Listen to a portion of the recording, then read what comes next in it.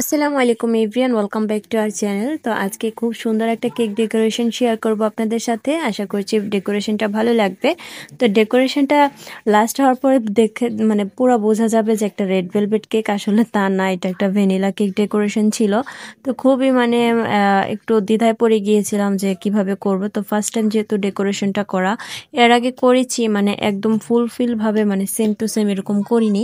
তো এখানে 1.5 পাউন্ডের একটা কেক বেস নিয়েছিলাম, নেওয়ার পরে এখানে হুইপ ক্রিম লাগিয়ে কেকটাকে একটু কভার করে নিচ্ছি। এতে করে আপনার কেকটা ফিনিশিং দিতে ভালো হবে। আর কেকটা ছিল লাভ শেপ কেকের, তো যার কারণে আমি রাউন্ড কেকটাকে কেটে লাভ শেপ করে নিচ্ছি, কারণ আমি লাভ শেপের কোনো মোল্ডে কেক বেক করি না। আর এর জন্য আর কি আমার যখনই হার্ট শেপের কেকের অর্ডার আসে তখন আমি এইভাবে করে ফেলি। তো অর্ডারটা ছিল একটু আর্জেন্ট, তো বিকালে লাগবে। কেকটা আমি তখন রেডি করতেছিলাম প্রায় 11:30 বাজে তখন আর কি। তো দেখতেই পাচ্ছেন কোনো রকম মোল্ড ছাড়াই কিন্তু হার্ট শেপটা কতটা সুন্দর এসেছে। তো এখন আমি ফাইনাল ফিনিশিং দিয়ে দিচ্ছি।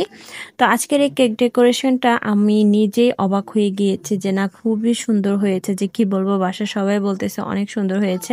তো এই তো আমি কেকটাকে ভালো করে ফিনিশিং দিয়ে নিলাম, মানে দিয়ে দিচ্ছি, আর ভালো করে বোর্ডের ভিতরে বসিয়ে নিয়েছি।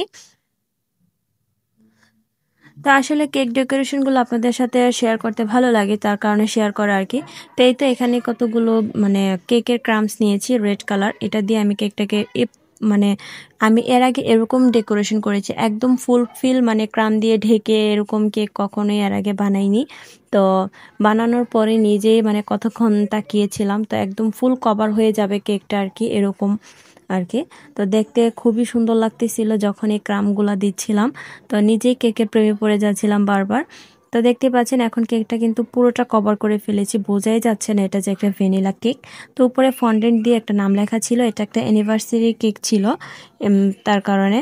আর এখানে কত কিছু ফন্ডেন্টের যে ফুলগুলা ছিল ওইগুলা বানিয়ে বসিয়ে দিচ্ছি, আর গোল্ডেন কালার সুগার বল দিয়ে দিচ্ছি।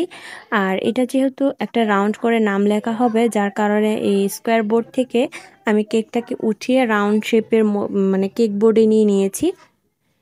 এতে করে নামটা সেট করলে সুন্দর লাগবে। এই তো দেখতে পাচ্ছেন। তো এভাবে আসলে রাউন্ড কেক বোর্ডগুলোতে যদি ফন্ডেন্ট দিয়ে নাম লেখা হয় তাহলে এভাবে রাখলে সুন্দর লাগে, যার কারণে আবার আমি এটাকে অন্যটার মধ্যে নিয়ে নিলাম।